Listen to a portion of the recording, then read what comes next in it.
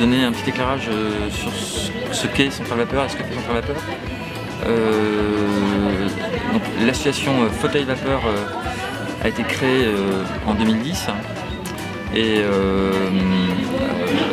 notamment pour tenter de développer ce qui se passait à Strasbourg en matière d'illustration et qui était un peu jusque-là dispersé. Et on se disait à quelques-uns que c'était dommage à la fois d'avoir un foyer aussi important d'illustrateurs, de dessinateurs qui sortaient notamment des arts déco et que tout ça ne donne pas lieu à quelque chose de construit. Et du coup, très rapidement, l'idée de créer des événements autour de ce foyer a vu le jour, quoi. Et donc c'est 2010 la première édition? Bah oui. 2010 c'est la première exposition collective toute petite. Et tu te souviens de... Alors après c'est un peu plus, ça s'est fait par plusieurs étapes. En 2011 on a profité des ateliers ouverts pour proposer une sorte de mini-atelier dans cette même salle. Ça prenait un tout petit bout de cette salle avec, je sais pas, une quinzaine d'illustrateurs qui avaient recréé leur environnement de travail. On avait fait notre premier dialogue de dessin, Anouk Ricard et Kilofer à cette occasion. À la fin de 2011, on a monté le premier salon de manière beaucoup plus artisanale que celui-là, avec je pense une vingtaine d'exposants, d'éditeurs, une exposition Simon Roussin. Voilà, ça c'était la première année et on peut dire que c'était un peu l'édition 0 et c'est plutôt en 2012 je pense que le salon a pris sa vraie forme, qu'on avait en même temps l'expo dialogue à côté, les concerts et le mix, bon là pour parler vraiment de la partie du festival qui se passe durant le week-end avec le salon, qui se passe au Hall des Charmes.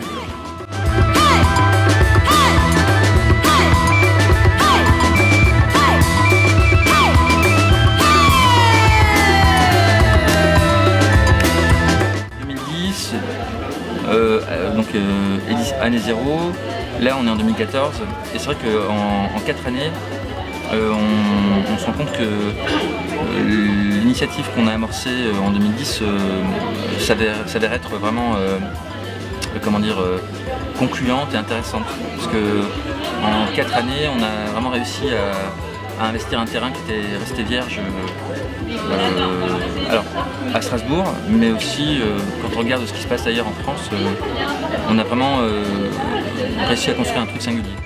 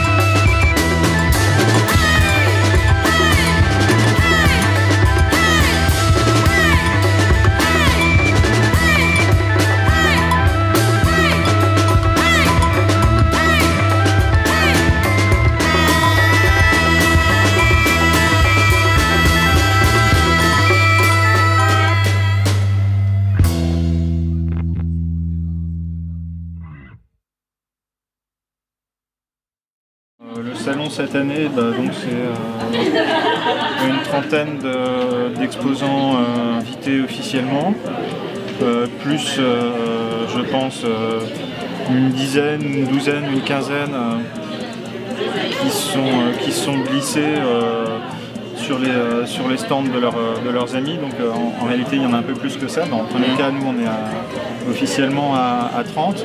Il n'a pas grossi depuis l'an dernier et l'idée, c'est pas qu'il grossisse non plus. On a là une forme qui paraît suffisamment conviviale, assez riche en termes de diversité. Avec des éditeurs plus installés, vraiment tout micro-éditeurs, des gens qui viennent de démarrer, des gens déjà très bien installés, de la bande dessinée aussi bien que du dessin contemporain ou de l'illustration jeunesse, des périodiques comme des choses qui sont plus à la limite du livre-objet. Cette année donc plus de Suisse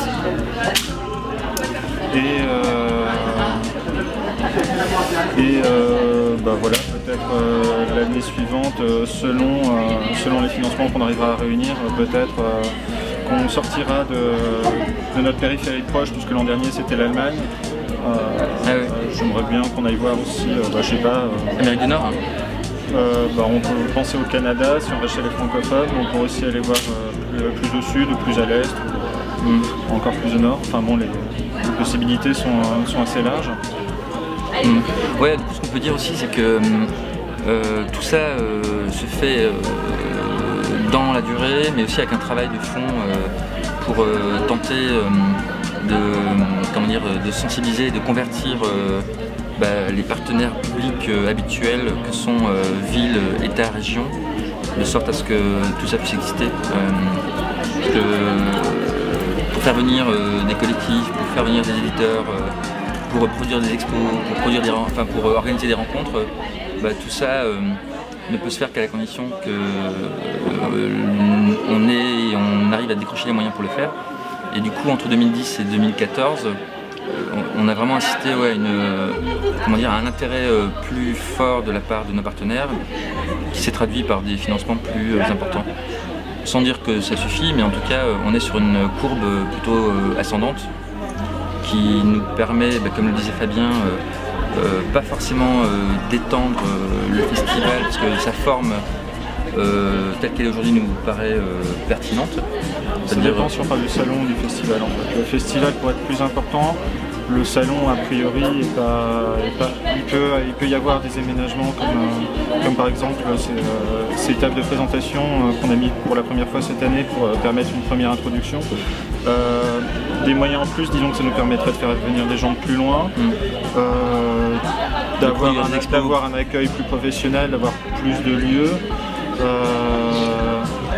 Oui, d'être plus présent dans la ville en tout cas, quoi.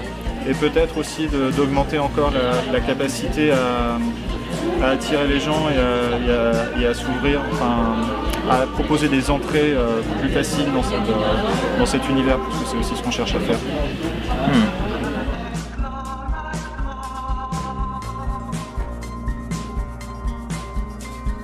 Cette année, on a Tom Go, qui est un auteur britannique, qu'on est assez content d'avoir, parce que c'est un auteur qu'on connaît depuis longtemps, qui est sélectionné cette année à Angoulême, dont comme pas mal d'auteurs qui sont publiés par les éditeurs qui sont ici, comme Donatien Marie ou Simon Roussin. Oui, il y a Victor Rusneau aussi qui a la joie de lire. Alors, ils sont dans des sélections différentes. Il y a même Gustave Leray qui est présent sur le salon via les éditions 2024. Il y a les ateliers, il y a une édition sur place par Pierre Failly en réseau.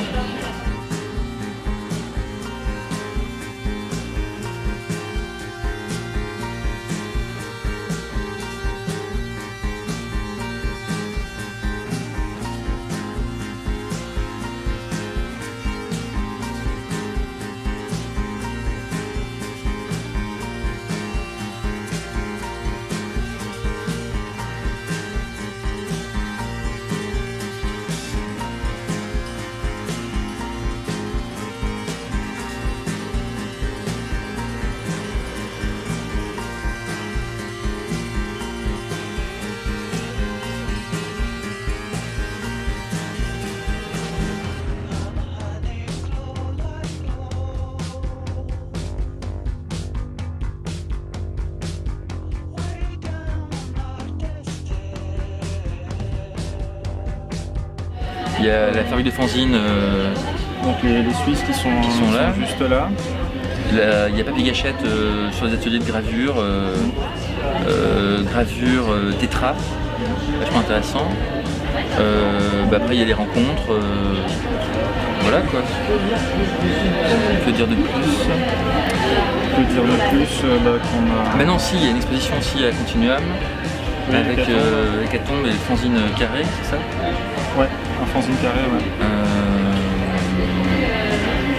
Bill Noir chez Avila, Guillaume Chauchat chez Curieux. Donc voilà, donc on essaie autant que possible de mastir la ville quoi. Anouk Robert et Ludigo à la sérigraphique librairie. Exactement. Qui est d'ailleurs présente sur le salon.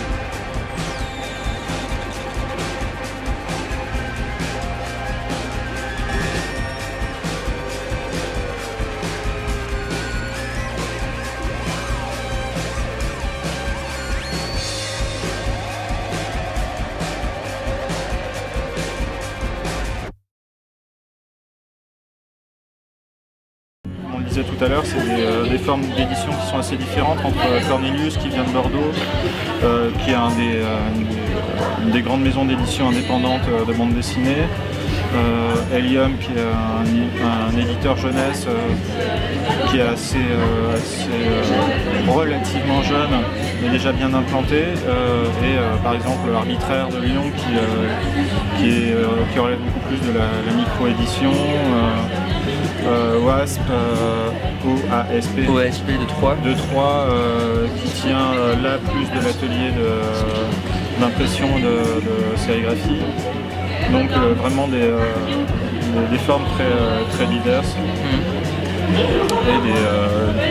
et d'origine géographique en France très différentes. Moins de diversité européenne, on a des Belges, des Suisses et une Allemande. Ah oui, oui. Là aussi, après, c'est plus il y avait une volonté d'avoir les Suisses cette année. Mais après, l'origine géographique des gens, c'est aussi une question de moyens, vu qu'on défrait partiellement les trajets. Pour inciter des Canadiens à venir, ça sera plus cher. Ouais. On est, on va dire, à mi-parcours du salon, en tout cas. La fréquentation est plutôt en hausse. Comparé à l'édition précédente, ouais, on a globalement, comme ça à vue de nez, une fréquentation qui est en hausse. Tout le travail notamment de Fabien, ça consiste à renouveler d'une année sur l'autre les exposants, de sorte à renouveler aussi l'intérêt pour le public, quoi. Donc ouais, c'est globalement un public en hausse, quoi. Donc c'est une bonne année qui s'annonce en quelque sorte.